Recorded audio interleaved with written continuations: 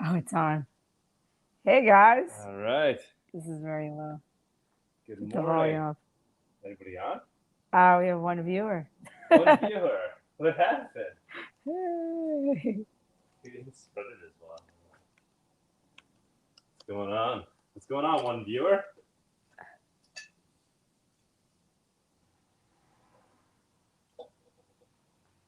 I just saw that people will jump in. Yeah. Well, right now. Did you retweet it? Gonna do that right now. I'm literally making a coffee as we speak. We just woke up. Literally. Some of us later than others. That was me.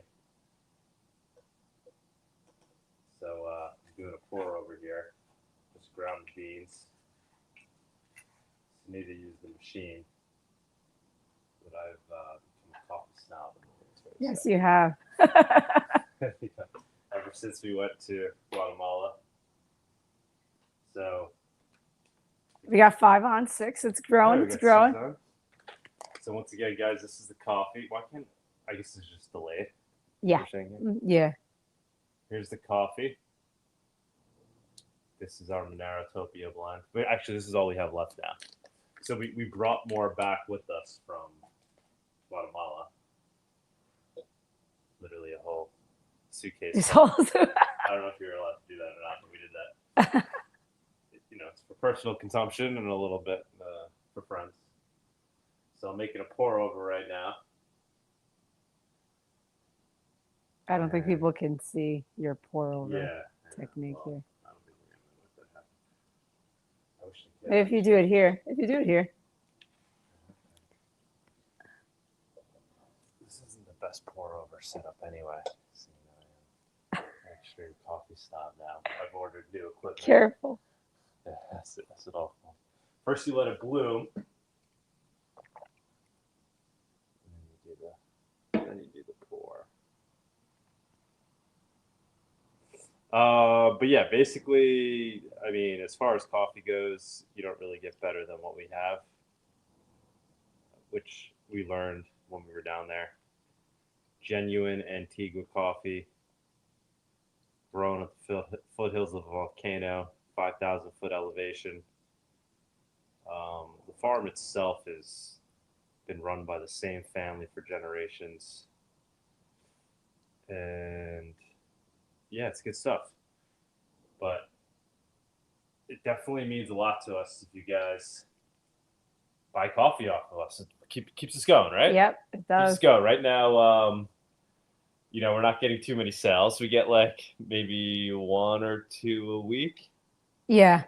So encourage anybody who's watching, if you like Monero and you drink coffee, you might as well drink this coffee. You're not going to get better coffee. Is it a little expensive? Yes. It's a tad. But you're supporting a great idea because as we get more orders, we get encouraged to continue this venture and continue to grow this idea, which I personally obviously love this idea. It's worked out quite well so far. The farmers we hooked up with keys in Guatemala, I'd say they got the concept. Yeah, it was a good. They got the concept. Some of them have spent their entire lives on the farm, all ranges, right? There were people that were like in their I guess like 50s, 60s, and then it went down to like 20s or even younger. Yeah. Yeah. So I mean, there were some people that some of them had smartphones. Some of them, definitely did not. No. But what we did was we gave them their private keys. So we actually gave everybody. I don't know how well people can see this, but we made a little. What's his name? Andre. Andres. Yeah, Andres from Monerujo. Yeah. Monerujo helped us create this. And obviously, Cake being a sponsor, we put Cake on here too. So we recommended those as wallets, Cake Wallet and Monerujo.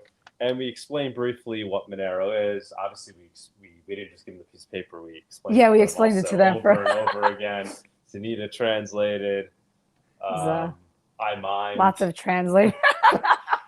And we had the videographer who was there, who we met in. And he actually understands the concept of cryptocurrency and Monero. He's a Monero fan too. And then one of the farmers really got it. The main farmer, right? Yeah, he explained it to everybody else, and he was encouraging them. He's like, you got to do this. This is real money. And then on the back of this is where we had them write down their seed. So we generated the seeds for them on the spot. Cindy did that, and we had them write it down. So not a perfect system right now, because the way it's working right now is any of the tips that are set are essentially, they're going through this QR code here, which we control. And we were going to, no! Okay. I was wondering what was hot. Uh-oh. Hold on, minor disaster. Minor. Uh-oh, wow. Okay. Wait a second. Sorry, guys. Hold on a second. Pour over disaster. Ah. Keep talking. Keep swimming. Wow, what's going on? Oh, look, Vic is on in the chat. Hi, Vic. Hi, everyone. Thanks for those that are joining in. First and foremost, I guess I want to just say thank you to our sponsor, Cake Wallet. Hold on. The first iOS open source Monero wallet. We love Cake Wallet, obviously. Hold on. Is coffee stained? Didn't. It's a little, but we'll fix it. Yeah, thank you to our sponsor, Cake Wallet. We obviously, even when we went to Guatemala, we opened we taught the farmers how to use Cake Wallet. I mean, to the best of our ability. It's a little, I guess, a little more high tech, but people are saying disaster. Disaster. Sorry, guys. A little overwhelmed. This wasn't on air. Yeah. Flipping out right now about my couch. Your alarm just went off. Alarm's still going off. But this coffee looks great. Yeah, the coffee it's really, really good. So please, guys, if you really like coffee, this is really, really good stuff. Why don't you tell them? So obviously the coffee thing, that's working out. But yeah, like I said, not a perfect system. Right now, the tips are going to us. And the goal was to have, put somebody in charge of the main wallet while we were down there. Maybe like the streaming is on. But we didn't feel confident doing that. So not yet. So the tips are still going to us, and then we're basically splitting up the tips evenly. Yeah, it's 18 farmers right now that have wallets, and then we're sending each of them their split tip. And we already got a nice hefty tip already last week, which is nice. We did. And then we're keeping in touch with them as well. Like I said, that one farmer that was really into it, he's on WhatsApp, so we talk to him on WhatsApp now, and it's developing. So it's not like we just went in there, gave people keys, and ran away and said, good luck, guys. So it's going to be a continuous thing, continually evolving thing. And the hope is they get more into Monero as they get the tips. Like we were just messaging them the other day, like, hey, did you check out that tip? It actually grew a little bit of value. Obviously, we're letting them know it's volatile. We don't want to give them the idea that it's just, forever going to, well, hopefully it will forever go up, but not in a non-volatile way. So we're making that clear with them. And that's basically the coffee. Now, the other thing, Sydney, I don't know if you want to take the lead on this one. So while we were down there, we ended up visiting the coffee.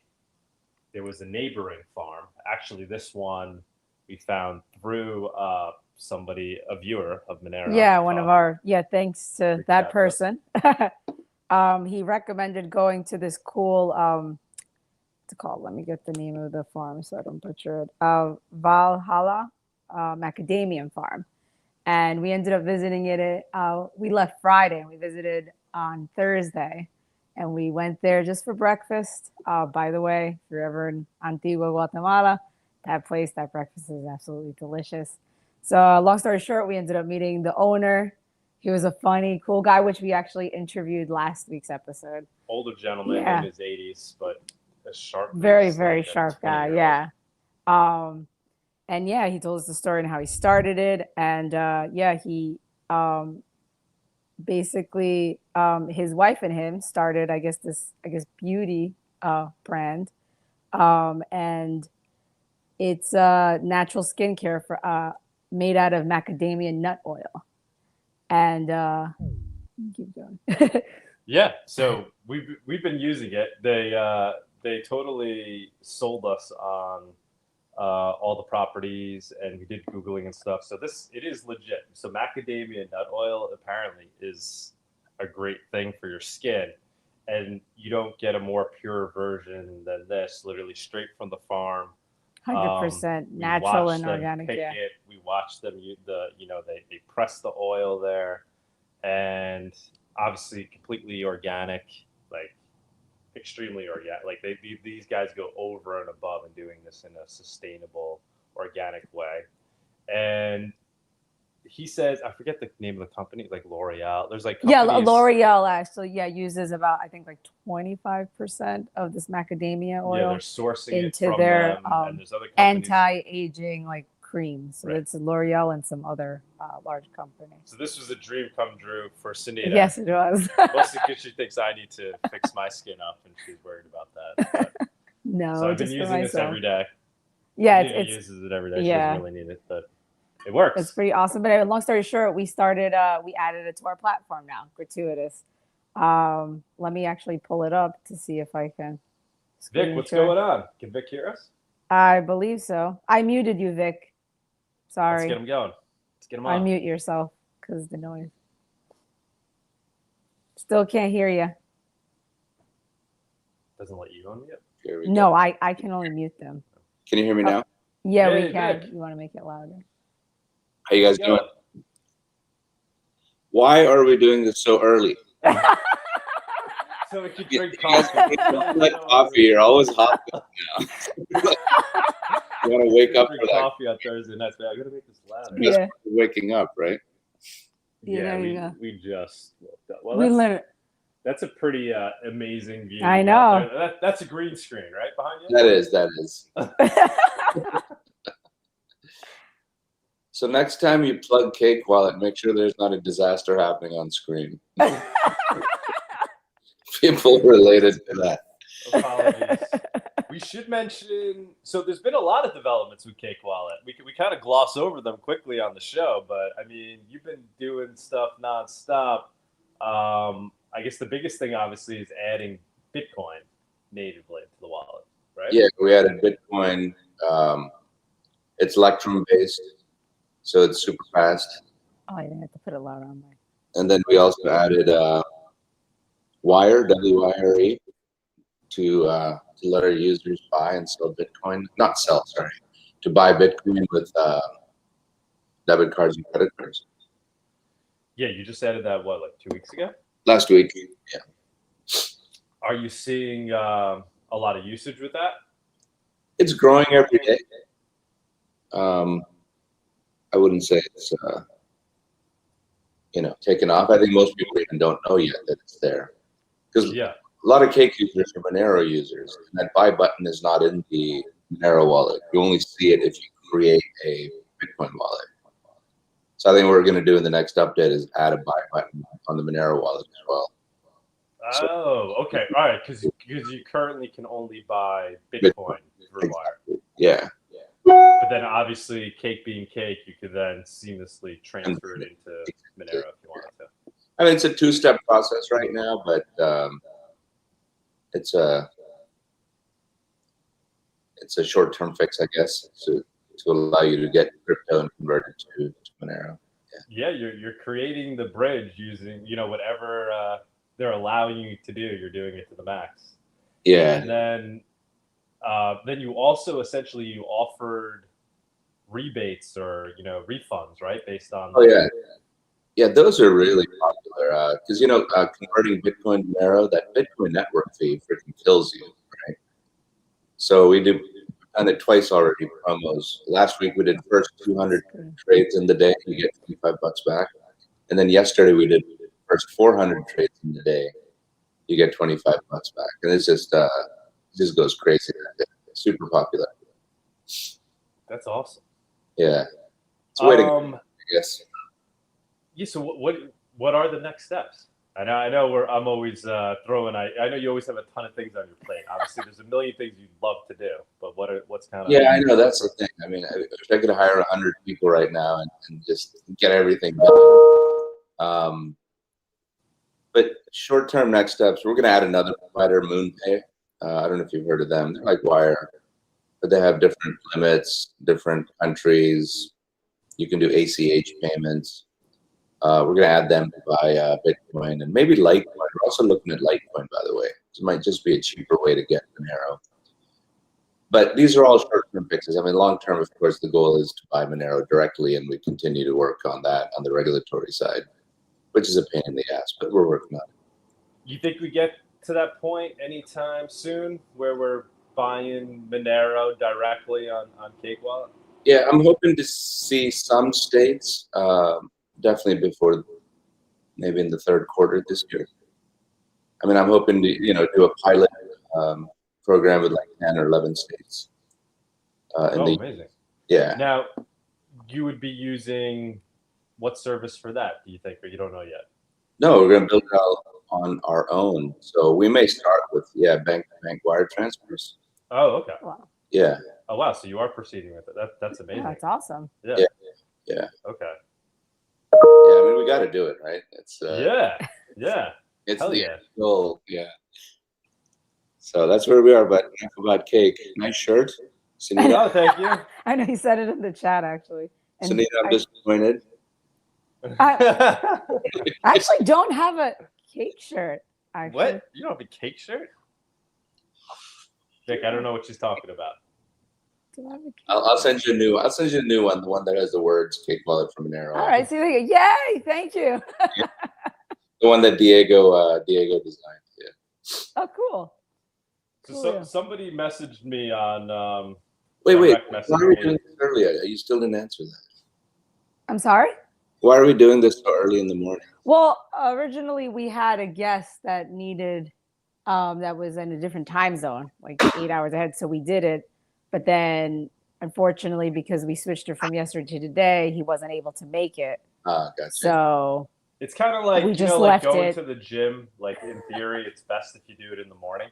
Oh, okay, just get it And out. we did this one time in the morning. And then, we and we're enjoyed like, it. oh, Yeah. that was awesome. After obviously doing it initially is horrible.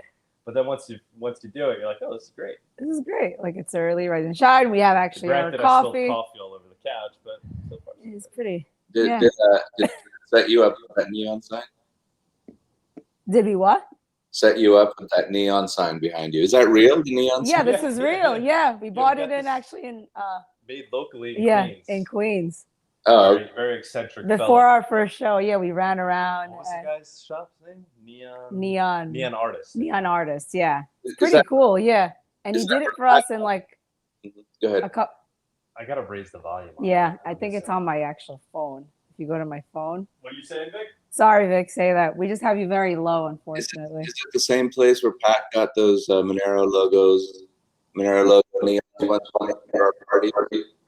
I don't know. I don't know where he got it from. Oh, Or okay. Yeah, we were gonna ask him. But Careful. for some reason, Yeah.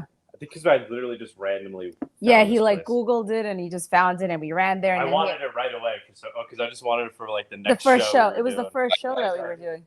Nice. Yeah, it was But- for the first show that we wanted to do. It wasn't cheap. I mean, because it's like authentic neon sign. It's not like LED or anything. Yeah, And, but it's pretty. Actual neon. it's actually neon. It's pretty. It's But yeah, pretty. anybody that wants one, send me a message. I'll we'll get you one. But it's not cheap. Yeah, It's it's not cheap. It's like $800. But Yeah, it's- $130. we love it. Yeah. They can make it custom for you. The guy's awesome. He like on the spot he designed it. I was like, oh, that's perfect. Yeah, Exactly what very I'm looking talented guy. His shop in general is like he has a lot of cool signs and everything. for. Anybody? We got we anything have- else on the stage? Yeah, we have Niv. Hi, Niv. You want to introduce yourself? Hey guys, how's it going? I'm just going Good. to Good. You wanna put it stop my camera. Yeah, if we can see your face, that'd be wonderful. If not, we understand. Hang on, We like I to think see it's faces. not happening for me. What's going on? Okay. No worries. How's it going? How's it going? What brought you to Monerotopia? Oh, well, actually, the time brought me to Monerotopia. This is perfect for me. See, There that's you go. another reason we did it. Yeah. Last time we had when we did a morning show, we had a lot of people from Germany Yeah. and London. Last time it was 3 a.m. for me, and that's not going to happen, really. Whereabout are you located? I'm in Brisbane, Okay. but originally I'm from London. Very cool. And what's your short Monero story? 2017, I kind of started getting into it, and it was Andreas Antonopoulos. All his videos were just brilliant, and just the fundamentals of what he was talking about. I couldn't see it in Bitcoin, but when I discovered Monero, it just made sense. Okay, very, very similar journey to mine. Yeah, so you kind of got convinced by Antonopoulos of the narrative behind Bitcoin, and then you realized Monero does that narrative even better. Yeah, exactly. Okay, so yeah, I think a lot of people go down that road. So what are you thinking with Monero these days? What are your thoughts? Well, a bit surprised actually that it's underperforming where it should be. There's a new website called moneronews.net, and I learned so much about stock to flow and different models from that website. And it just seems like, why is it underperforming so much? And then on Reddit, you hear about it's being manipulated, which doesn't surprise me really, because if you can manipulate something, why wouldn't you? If it's that important. So that's what really surprises me. What are these rumors that you're saying? I haven't even seen the manipulation rumors, really. Oh, so I'm not an expert on how this all happens, but just the price is being manipulated. Lots of sell walls are there to keep the price low. And I hope the reason is a lot of the people who are not talking about Monero are suddenly trying to get into it at a decent price, and then one day, who knows, people might think otherwise what they say publicly. Yes, Cindy, can you bring up the coin market cap? Sure. Yeah, I don't know what's Vic, what's your current take? I know we talk about this once in a while, but obviously there's no real answer. It's just us guessing. But I mean, why do you think Monero is so undervalued right now? I think it's number 28 in market cap. Can you make that full? I think the main reason is the big exchanges, Coinbase, Gemini, don't care. Oh wow, 27. So a lot of people don't even know about it. They just can't access it. Yeah, they can't access it. I mean, I get that question all the time. In Australia, it's banned. Oh, it's banned? So no exchange area? No, if you do KYC at exchanges, even if the exchange is located overseas from Australia, and you sign up with your Australian ID, then the exchanges explicitly ban you, prevent you from buying Monero. Really? Yep, it was done, I think, over 6 months ago, maybe a year ago.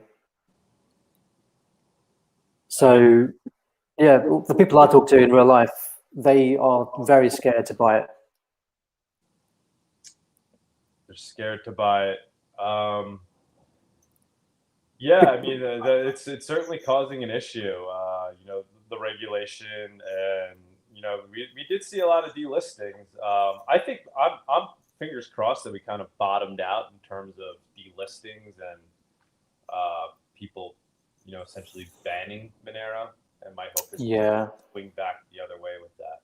Vic, how do you feel about that? I mean, you're constantly thinking about, like we were talking about, how you're potentially going to add Monero to Cake natively as a way to purchase it with cash. What's your feel on the regulatory environment, particularly here in the States? I mean, is it? Yeah, I mean that's the whole thing, right? You look at Kraken. they listed totally fine. And you can buy Monero with wire transfer. Now they added ACH. You can use ACH. So I don't really understand why these exchanges don't want to list it. And that whole comply for document, which which we were part of, which also spelled out very clearly to exchanges that this is the current KYC, especially the American exchange, the current KYC they're conducting is good enough for Monero. I think it's just its image and it's completely untrackable, and there's just a fear of it. Yeah, I mean, long run doesn't really matter. It's Monero being Monero. It's built to withstand any regulation. It's unstoppable, and inroads are being built, or basically decentralized means are being built for even just exchanging into Monero from other cryptos. With atomic swaps, obviously we already have things like BISC, but that hasn't really gone mainstream. It's not completely user-friendly solution. Atomic swaps obviously initially aren't going to be a simple solution either initially, but over time, I think it will become that. And I think these actions, the fact that there currently is some sort of regulatory pressure against Monero, or at least institutions are interpreting it that way because they don't want to take any risk, even if essentially they can add Monero, they don't want to deal with the risk.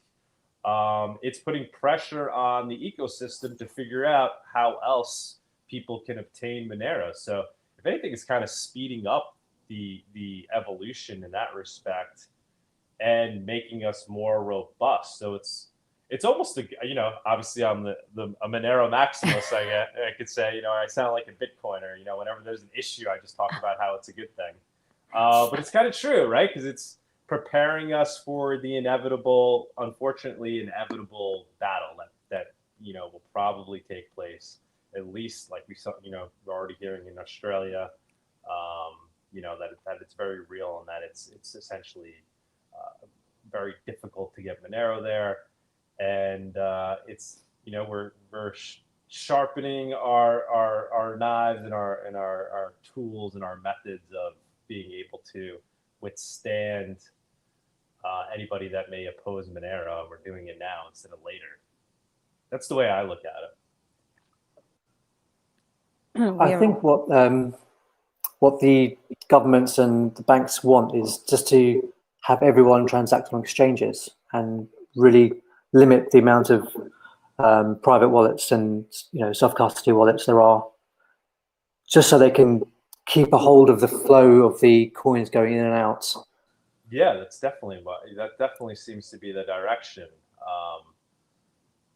Bitcoin is being coddled. It's the opposite with Bitcoin right now. So Monero has kind of been cast out, and it's off in the woods on its own, becoming stronger. Bitcoin is safe. It's being welcomed, but I think that's allowing Monero to fundamentally, on a technological level, actually become stronger.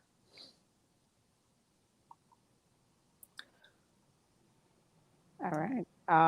We actually have another person that jumped on the stage, fellow Jitster. You want to say hello? Hello? Just lurking. Maybe I not. actually wanted to go put CoinMarketCap up again. Okay. He was going to say hi. Like a lot of these coins, I mean, I don't even know them. Vic, do you know all these top 27 coins? No, I have no idea.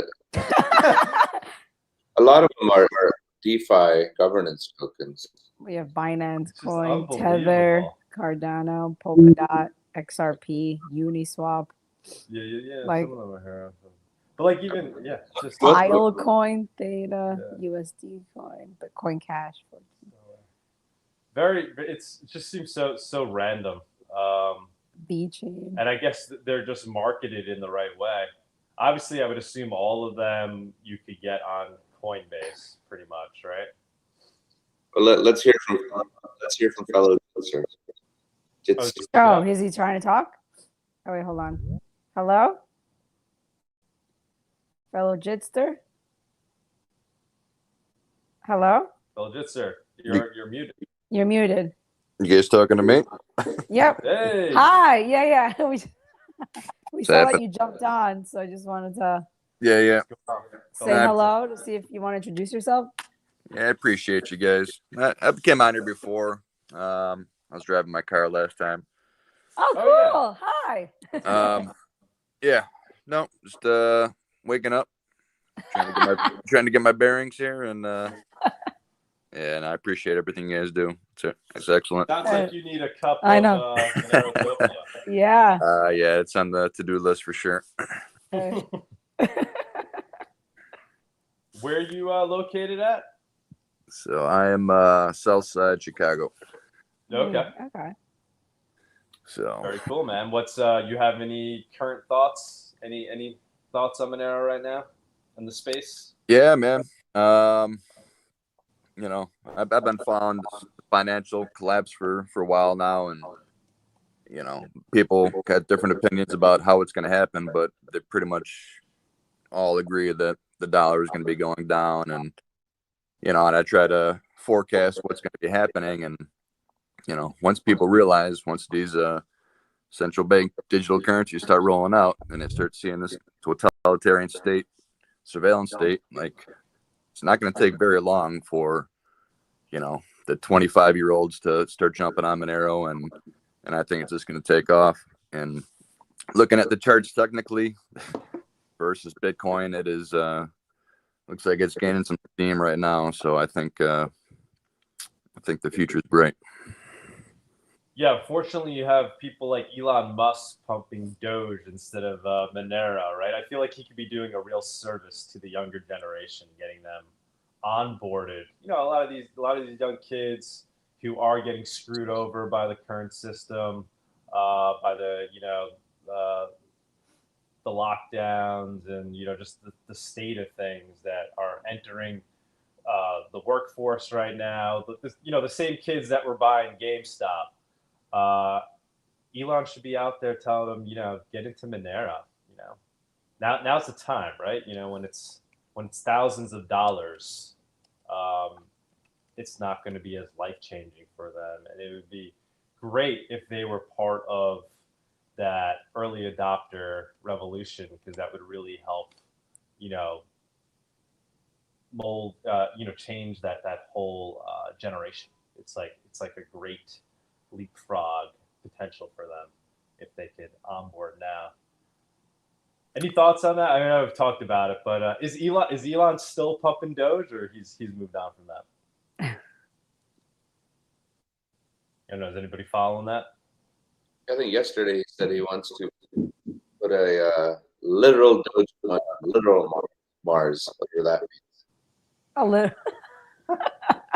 I mean, I guess it's good. It gets people into crypto, but it'd be nice to see, the people that potentially need Monero the most, or who benefit from the most, to learn about it earlier than later. I think a lot of people right now, when they're getting into crypto, they're thinking about making dollar returns. They're thinking about profiting in dollars, and they still haven't realized that we're talking about a new system, a new parallel system. And once they start waking up to that, I think the floodgates are going to really open, and I think it's just going to be unreal, the amount of liquidity that's going to pour into these projects. Definitely. Probably, another bear market will probably actually help in that regard, right? Because then people start really then, filters out all the purely number go up people, the people that are just looking for the quick pump and dumps, and then the people that stay in crypto during those bear markets actually end up staying for the fundamentals and the idealism. And that's been happening since the beginning, right? I mean, I got in the 2017 and made some money, and then lost it in the bear and learned a lot, and then but because I dedicated my time and energy to educating myself, load it up, and you know, no bear cycle is going to throw me out. And I think that just happens every time. You know, with the ones that doesn't destroy and you know, mother f the whole thing and it's a Ponzi, blah blah blah. The ones that stick it out, they're the ones that become the evangelists. You know, and I probably got 20, 30 people in the crypto just talking about it. You know, and it's an easy sell these days. Definitely, yeah, definitely an easy sell right now. A little wary of telling people to get in now, you know, because it is, you know, who knows how much longer the bull market will last. But I prefer promoting if you're going to promote it all to do it during the bear market, right? I feel a little. Believe me, yeah, that's when I started. I gave a presentation at work, you know, and I remember Cardano was 15 cents back then, so you know. I mean, the problem is most people didn't start getting in until, you know, prices are up extremely, you know, so it's just kind of the way psychology works, unfortunately. But Definitely. Yep. Anybody else on the stage? Yeah, we have two more. We have Henry and Yonder. I butchered the What's name. going on, guys? Hello. Hey there. Hi, this is I Henry. was telling someone about gratuitous, and they thought it was a great idea, and yeah, I do as well. Awesome. And I think it could be applied to so many different types of items, like clothing. What if you bought a piece of clothing, and on in the QR code it had the person who made it? That would just change everything. I think if in order to sort of have it at that scale, you need some sort of way of authenticating or proving, you know, that someone's QR code was properly being put on. Which if you left in the hands of companies, you know, they could be saying, oh, you know, this person's wallet address is X when it isn't really. So I was just thinking, you know, pie in the sky, you know, nearly every product could have a QR code saying this is the person. Well, not necessarily who they were, but you know, you could trust that it was them who made it. If there was some type of way of proving, possibly by some trusted person providing, like, say, you know, a signing key, so they could sign a message saying that I work at this place, and something like that. But yeah, definitely. Love the idea. That's the vision. So you totally get it. Thank you for telling people about it. That's the vision. So right now, you know, we are kind of that trusted entity. So we're physically going to the people that we're saying the tips are going to, verifying these are real people, giving them the seeds ourselves, and so I think long term that's what it's going to become. Like gratuitous is the entity that you'll have to have some trust in, that we're going to be then doing the verifying to make sure that the people are getting hooked up with the wallets. Perhaps you should hand out. Perhaps you should hand out like PGP keys at the same time, and then you could publish a list of trusted keys. You know, so that if someone did send a message, then they could also prove who they were as well, or verify something. Yeah, that's cool. Yeah, you know, don't mean to put you on the spot here, but if you want to help us in any further way, reach out to us after the show. That's the other thing too. We're limited in time. Yeah. You know, just like Vic has a million things he wants to do with cake. He has a list. We also have a list you know, we have a list too. And even products like the whole t-shirt so thing. Yeah. The t-shirts, for example. Yeah, the t-shirts we were trying to do. One of the first products we wanted to add is actually just t-shirts. So not even a fancy custom-made thing, but just like this simple t-shirt I'm wearing. No offense, Cake. I don't mean the logo's simple, just the t-shirt itself. Because that would be great, right? Everybody wears t-shirts. The crypto community obviously is constantly printing on t-shirts. So we wanted to start producing a gratuitous t-shirt, like, you know, like a Fruit of the Loom for men and women. Hook up with a factory, give all the people that work in the factory, you know, their Monero wallet, And then when you buy your T-shirt, work the same way as the coffee. For now, the tip would probably go to some wallet we control, and we then disperse it to the 50 people that work at the factory. But it's hard to find that. When we were in Guatemala, we were really trying to find that, and it's difficult. We got very lucky with the coffee farm. We ended up hooking up with it's just the perfect farm, amazing coffee. The guy was open. His normal clients, he used to provide to Starbucks. Most of the coffee he ships goes to Japan and Europe. He only recently just started shipping to a big guy in the US. And here he was dealing with us. We're basically starting with zero. We're like, can we get, 50 pounds, 50 pounds of coffee. But he was just such a nice guy, and he was a friend of a friend that he was willing to give us the time, and he loved the idea that he was willing to put business aside and just do this for the sake of trying to do something cool. So we need to try to find those early adopters, companies where we could try different things. So, if you want to help us out, by all means, we're actively looking for a T-shirt provider, maybe in, Central America, maybe even in India or, that side of the world. There was actually a great documentary that was done by, I think it was NPR. It was a little mini series on how a T-shirt is made.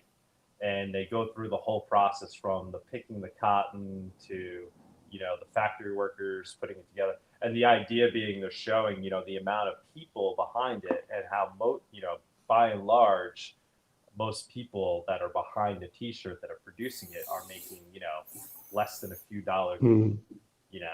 Some of them, What do you think is the main barrier to, a company or even the individuals in the company, implementing it?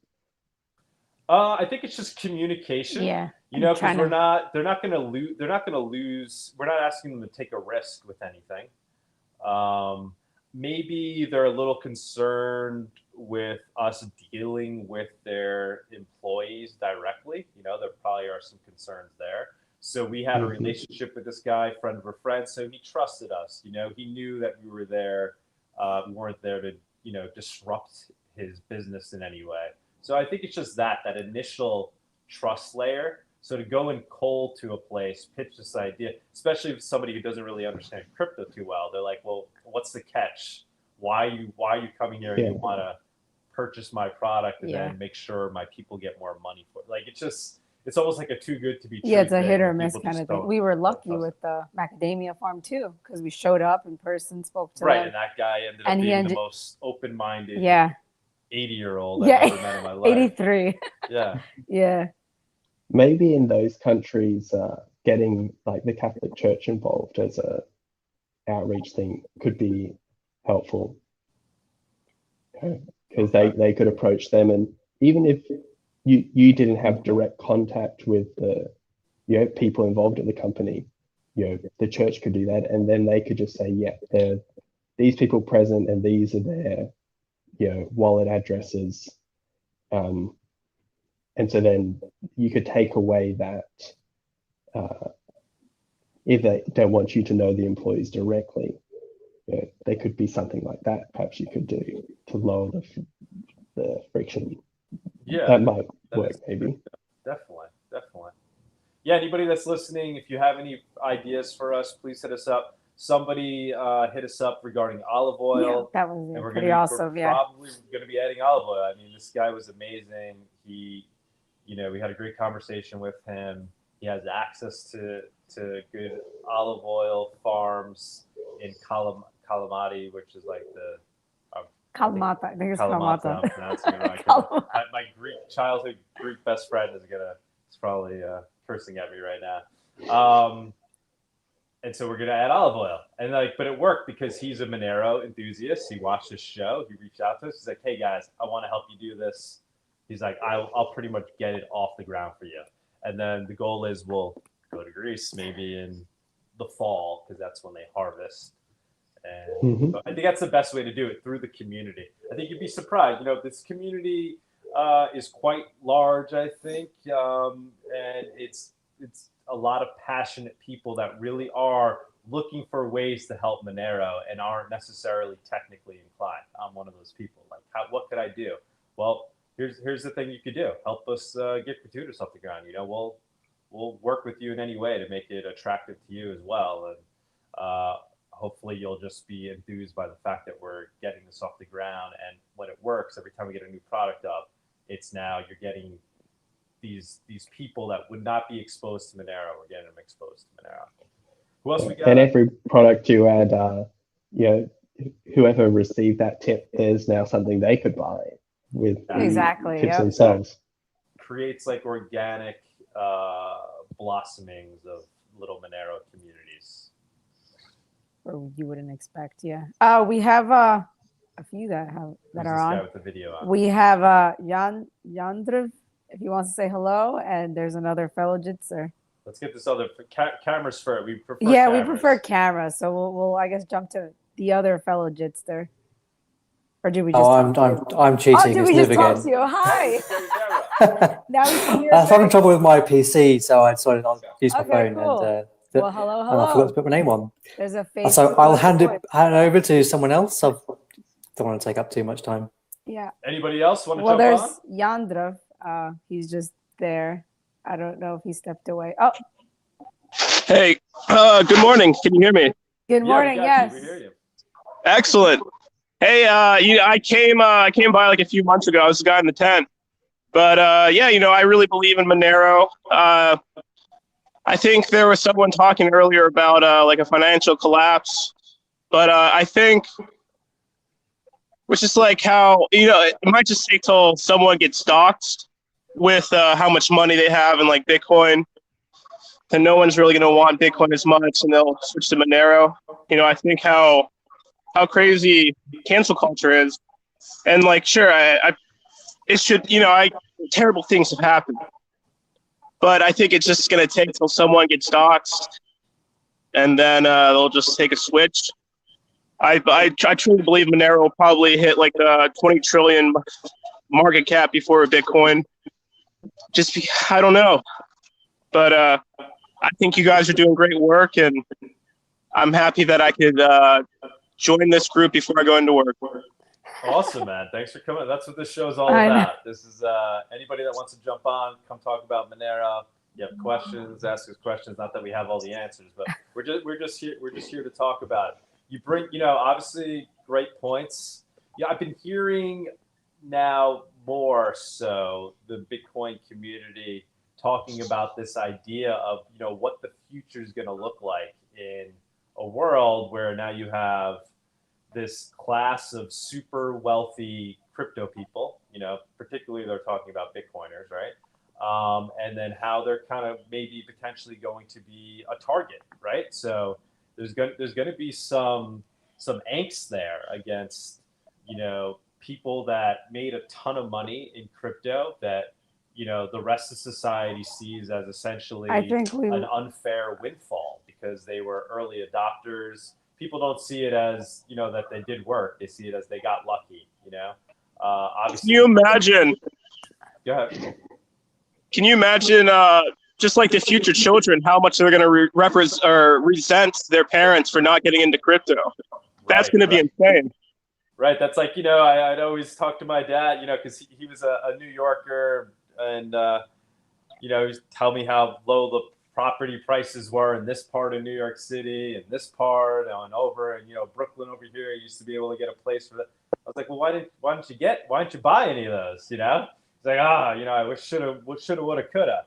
But I mean, the same thing. You know, the children of this generation are going to look back and be like, how did you not buy crypto? But the point I was trying to make is, here are the Bitcoiners talking about how essentially they're fearful that they're going to be, you know, potentially under attack or have to worry about, you know, that, you know, there's going to be maybe a big part of society that's going to resent them, and that they're going to have these targets on their back.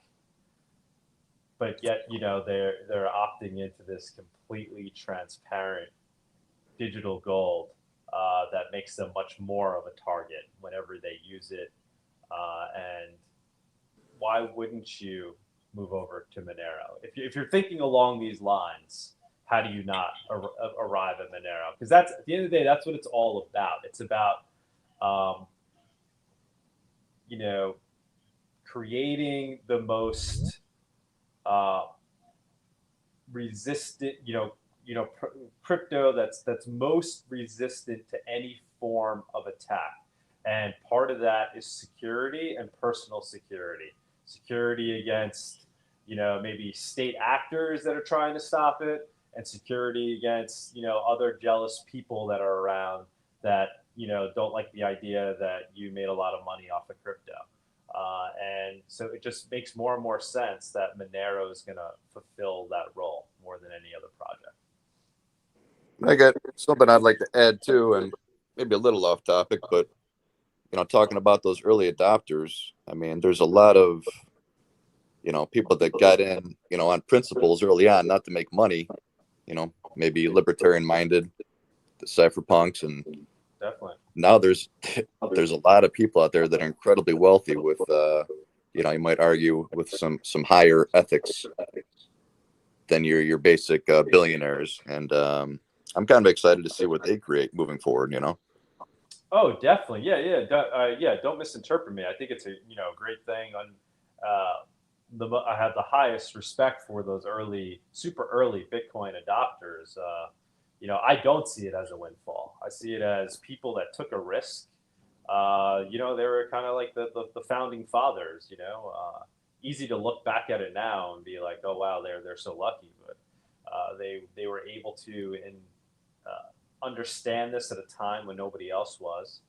And yeah, I think we're lucky, and I'm glad to see that they have this money and that they'll be able to use it in I'm thinking very positive ways to continue to change the world in a positive way. So yeah, I think that's going to be amazing. And I think Monero people in particular, because I do think Monero people, the culture in Monero really is idealistic and aligned with the cypherpunks, even more so than the Bitcoiners in terms of the average user. I think, obviously that's just me talking. I have no way of really knowing that, but just from what you see and how things are discussed in the community versus the Bitcoin community. A very good point. And you guys, I put a link to a video I watched yesterday. It was incredible with Doug Casey and Paul Rosenberg talking about parallel societies. I put that in the chat. All right, awesome. What was the gist of that conversation? Well, Doug Casey. I don't know if you know Doug Casey at all, but investor guy. He's kind of a contrarian. He's libertarian minded, I guess, or like a crypto anarchist or an anarchist, I would say. But he's generally pretty pessimistic about what's going on, and he brought Paul Rothschild on there, and he was pretty optimistic and basically saying that the solution isn't to try to fix the system; it's to build these parallel societies and parallel markets, and it was uplifting because I'm kind of getting frustrated with everything going on and kind of doom and gloom kind of predictions, but it was good, kind of reassuring hearing some possible solutions, and he did give a shout out to Monero as well. Oh, really? Yeah. Yeah, maybe we should reach out to him. You think he would do a show? Maybe we could get him on our show. Yeah, I can look into that. That'd be awesome. He has a very large following. Yeah, he's got a huge newsletter, and yeah. But yeah, Paul Rosenberg is his name. Okay. Yeah. Very cool. All right, cool. Let's see if we can. Yeah, I just interviewed Peter Todd this week. So he, old school Bitcoiner. I think it was a great conversation. So we'll be posting that probably what, by early next week. Yeah, early Monday or next something. week. Yeah, And realistically we speaking. had Richard And then we have Richard Stallman, which Stallman we on. We just posted that. So I don't know if anybody got to see that one. That was an interesting. Yeah, that was saw an that. interesting. That was a very interesting interview. character, complete character. You know, a lot of respect for the guy in terms of what he's done for, you know, the open source community. And if you heard me say open source, I think you would be pissed about it because it's free software. It's different than open source. But it was very different. He wouldn't let me get a word out without him correcting me. But you know, he's a genius of sorts, so I get it. But I think, you know, if you listen to it, there were some interesting things. I was just struggling with what I saw as the hypocrisy of his viewpoint. You know, he's all about freedom and liberty and using technology to spread freedom and liberty. Yet he's not pro Monero because he's concerned that it can essentially be used to for tax evasion. On this side, he's a strictly cash user, and he only uses cash.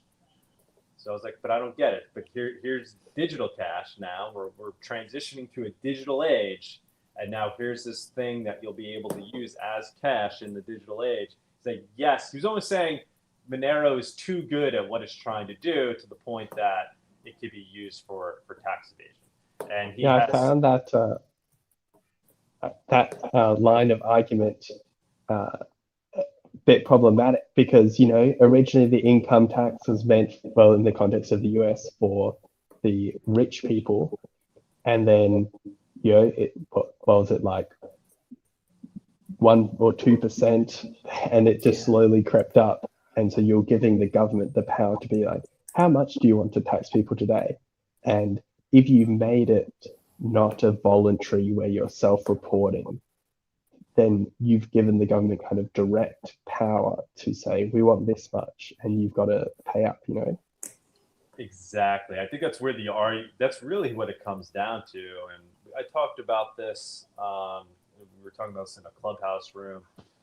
You know, it's what type of world do you want to live in? One where, you know, we're all using some crypto where the government's essentially tapped into it and auto taxing you on the transactions that are taking place and the amount of value that's passing through it, or one where we're, you know, off on our own using this crypto, completely liberated from the state, but then obviously dealing with the state's laws as we already currently do, and paying our taxes, not having it being automated, as you say. And because I think that is a very scary road to go down. That doesn't seem like one of liberation.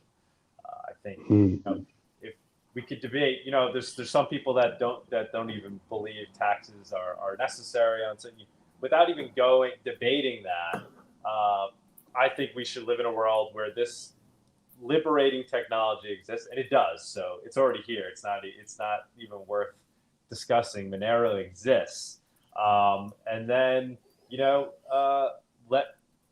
depending on where people live in the world and what state they're in, they'll have to do what they already currently do, which is work with that system and pay their taxes, but not. He also contradicted himself because he was saying that the search warrant, you know, was used to prevent, you know, unjust invasions of privacy and stuff, and you had to go to the court to get a search warrant. Yet he wasn't. The equivalent is, like you were saying, you could get a tax audit.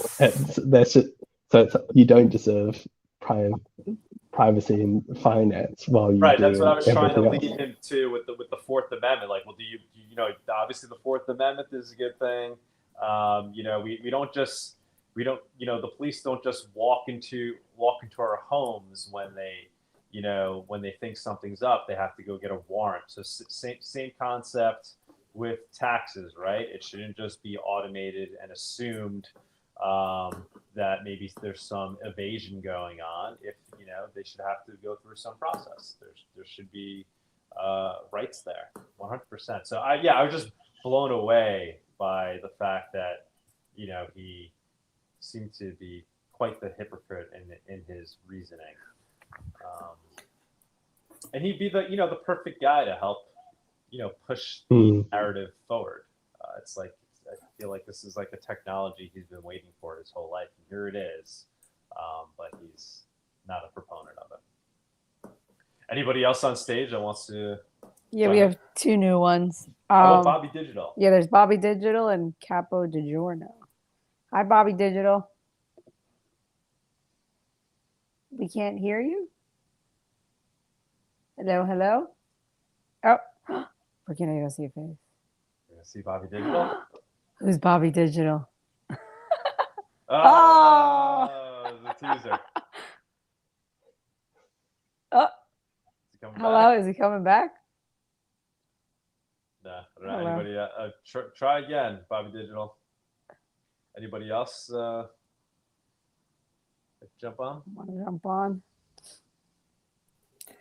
I was going to say one thing about how you said the Monero is a bit too good, and I think Michael Saylor said the same thing when he was being interviewed. I forget which interview, but he said that Monero is just too good, and Bitcoin is just right because you can stay clean with the institutions, and they can report their earnings, and they can. I think it's to do with auditing as well. Big audit firm will come in and want to see all the transactions and make sure everything's been recorded correctly.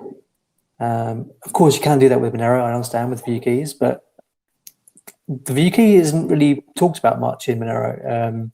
People don't really know that it's there. And so with Bitcoin being transparent, people like that. I know I've talked to people and they say, yeah, I quite like that. It's transparent. It's good for everyone. So I mentioned, okay, so you want to keep all your curtains open and have a glass bathroom, and they go, oh yeah, maybe not. But in first impressions, people think transparent is good. Yeah, totally agree with you. I didn't know Michael Saylor said that. That's interesting. Yeah, I mean, he said Monero is a little bit too good for his needs. And then another angle. Sorry if I can keep hijacking this. Yeah, of course. Another angle was that. So Michael Saylor, he's like Mark Zuckerberg in the sense that he's a large shareholder in his own company. He can't be voted out. He's got so much voting power, he can't be voted out. And with his company, MicroStrategy, now becoming basically an ETF for Bitcoin, the value of his shares has gone up significantly to a massive premium from what it was before. So that's another way these companies like Tesla and other companies are coming on board to buy Bitcoin. It might be just a vehicle for them to boost their share price and to benefit from stock options in that way. Yeah, you're saying that he's obviously holding Bitcoin bags and benefiting from it, so he's fully invested. Because we know there's going to be a crash in the price at some point. Yeah. That's how the cycles work. Yep. And surely he'd want to offload before then or during the top, somewhere in the top. Mm-hmm. They're not going to just say, oh yeah, we'll go ahead with the rise and the falls. It's probably not what they would do. Right. There's going to be a lot. So what is constant is the share price below that is their company's share price. Yeah, I don't really know what his long-term strategy is. They're going to have to get out of Bitcoin at least a little bit, right? In terms of for his to get if it's a treasury department doing it, then the whole purpose is that they have to manage risk. So right, it's not like a person that could just be like, well, we're idealistic and I'm just holding through the bear market. It's a company. He's responsible to his shareholders. They have to make what's considered the right.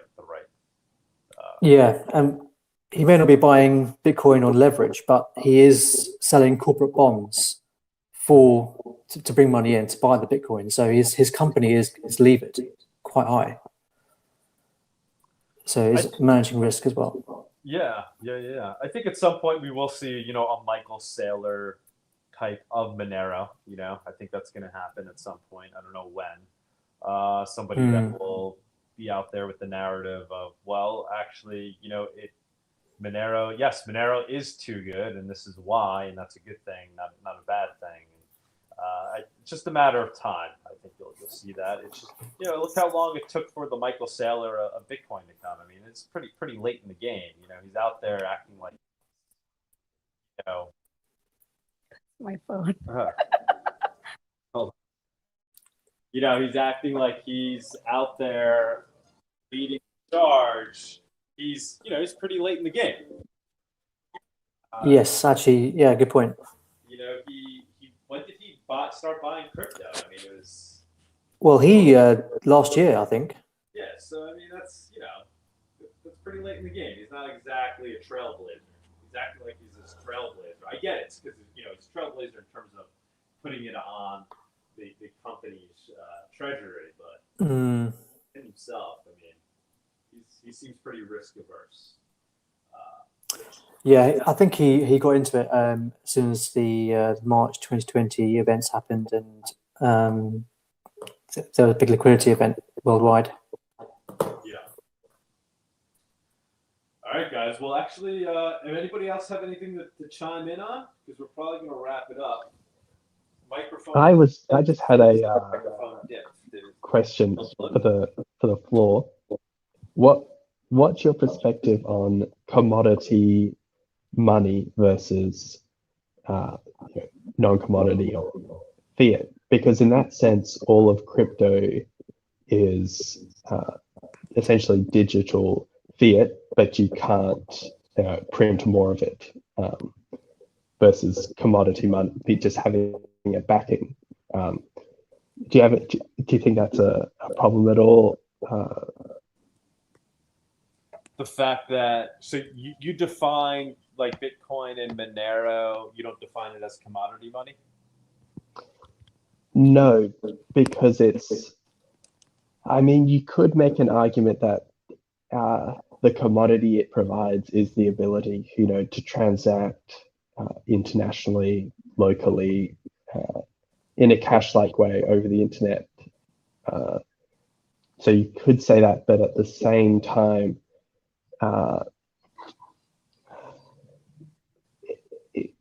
it's not, traditionally money has been something which could then be used in the manufacturing of something. So it had kind of an intrinsic demand. So in that sense, I wouldn't call it commodity-based money.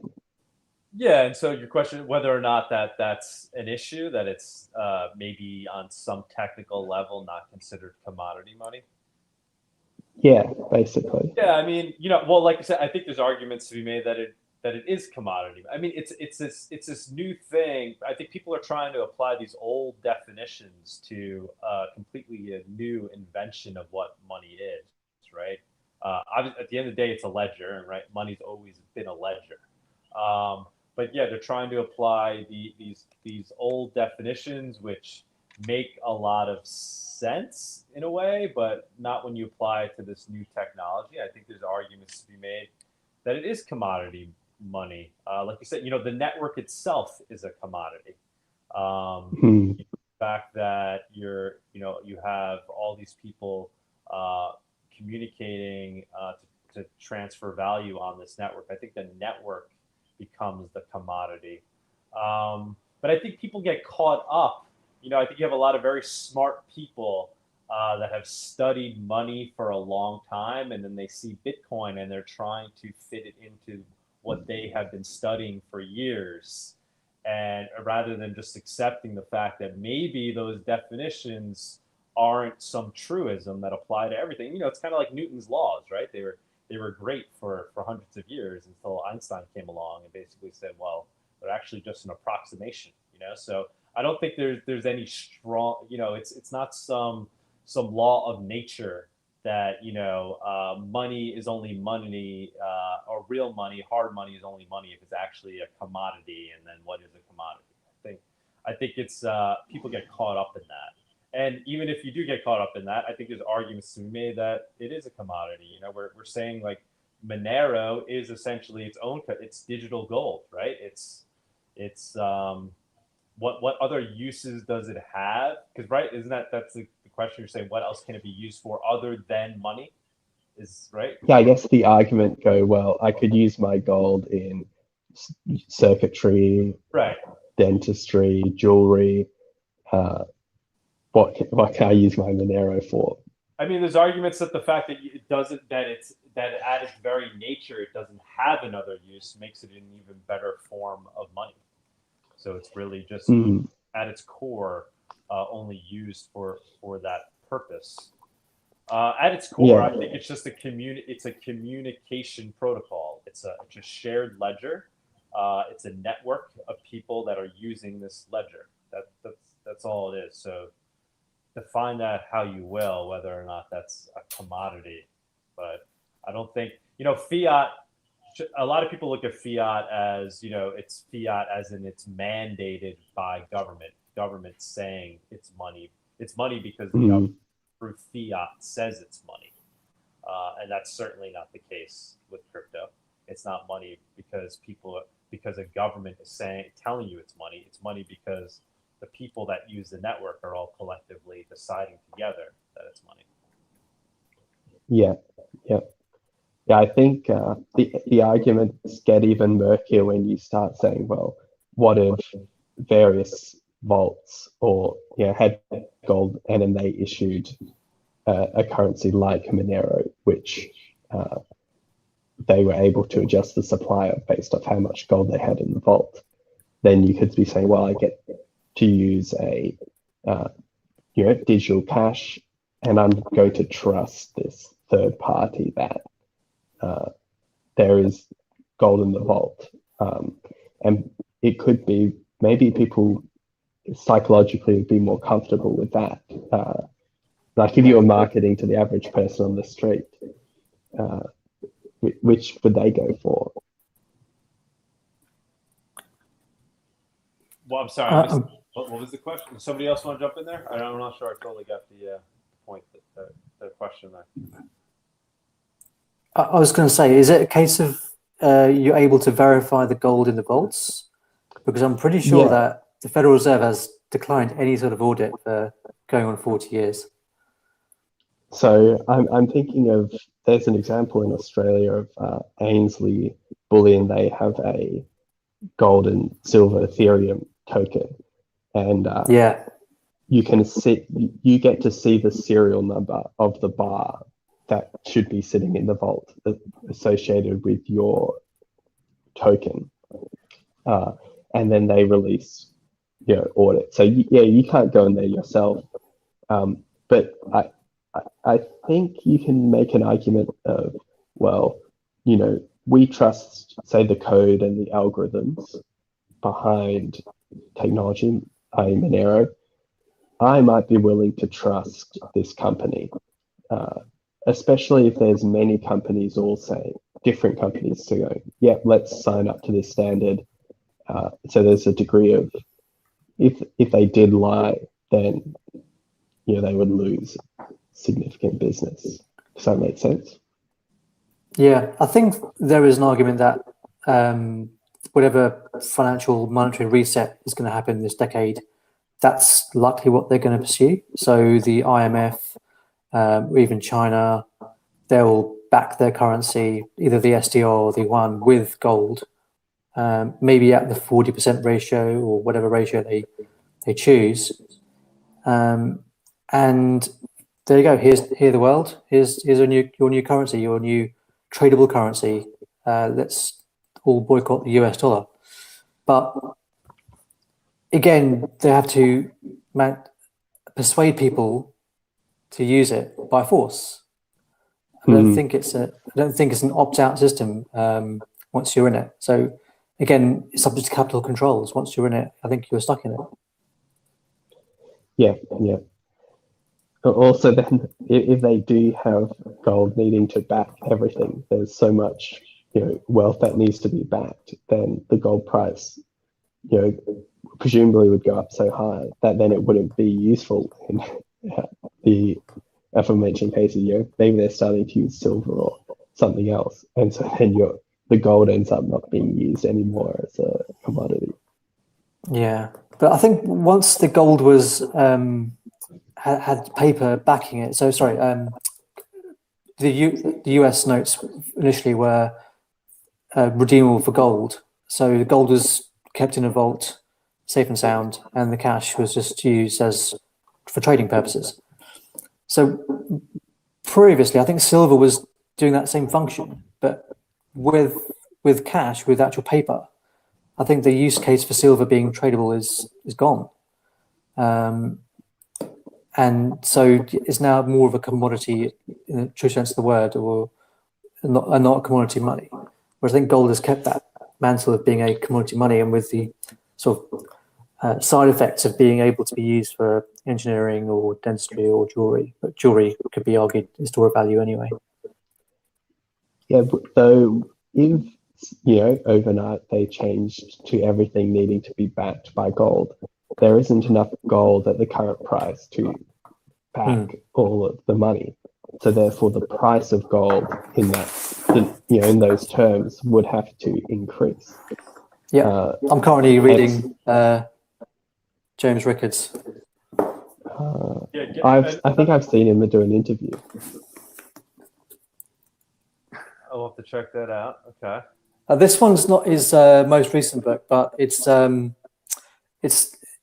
is leading up to the 2010s, how the monetary system is doomed to fail, and then the current book is called Aftermath, and that's about how they're likely to reset the system. And it's either going to be the IMF or China, in his opinion.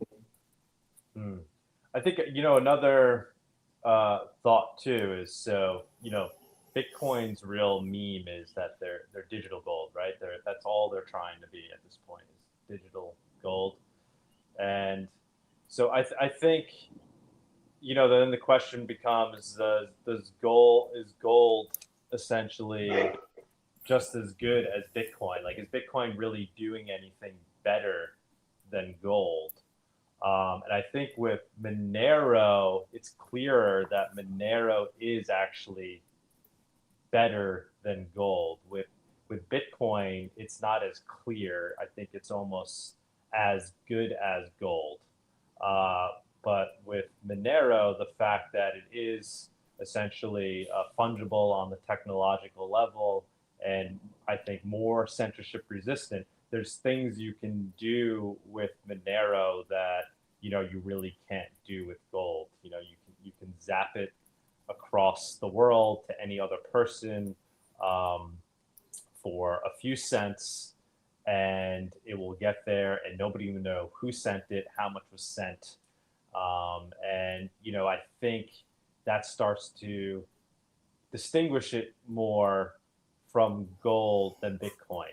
Bitcoin really, it's not that large a leap between gold and Bitcoin, but I think the leap is a little bit larger between gold and Monero. So it seems, in my mind, it has additional attributes that really give it an advantage and allow you to do something that you weren't already able to do with gold, right? Like, you could already store your value in gold. And really the meme with Bitcoin is, it's this great tool for storing value. Like, all right, well, gold was already theoretically a great tool for storing value. And, now you're saying you have this digital thing that's like gold, and it's really, its only use case is storing value. So it's like, it's not a great leap then, from gold to Bitcoin. But with Monero, it's more than just storing value. It actually can be used truly as a currency and as digital cash for zapping it around the world, sending it to people in a completely censorship-resistant, anonymous way. So I think it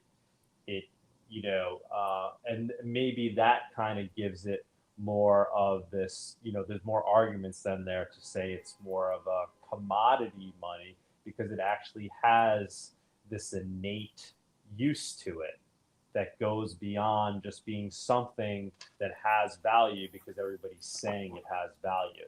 it has value because it's this technology, it's this network that allows people to essentially communicate money digitally in an anonymous and private way.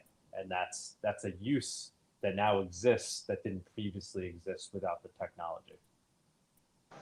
If that makes sense. I got something I would ask you guys too while I got you here. You know, I'd like to relocate at some point. Some more, you know, be around more like-minded people. And I think the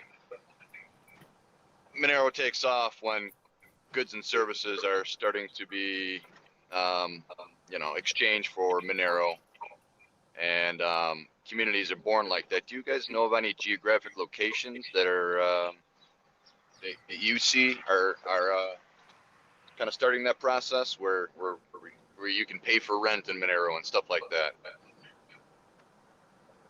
Or people, you know what I mean? Like, do you guys notice anything like that?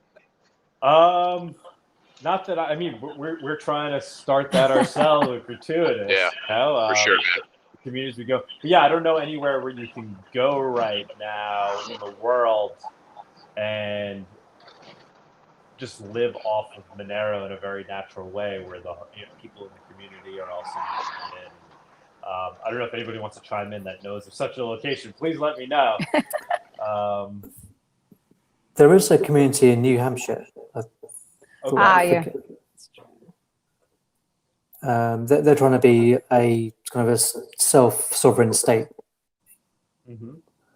I forget the name though. Sorry. Yeah, they that's the, you know, they're trying to bring people. They've been trying to do that for years, right? Bring people over there. They have that. We're going to go to the festival, Pork Fest this summer. Definitely be checking that out.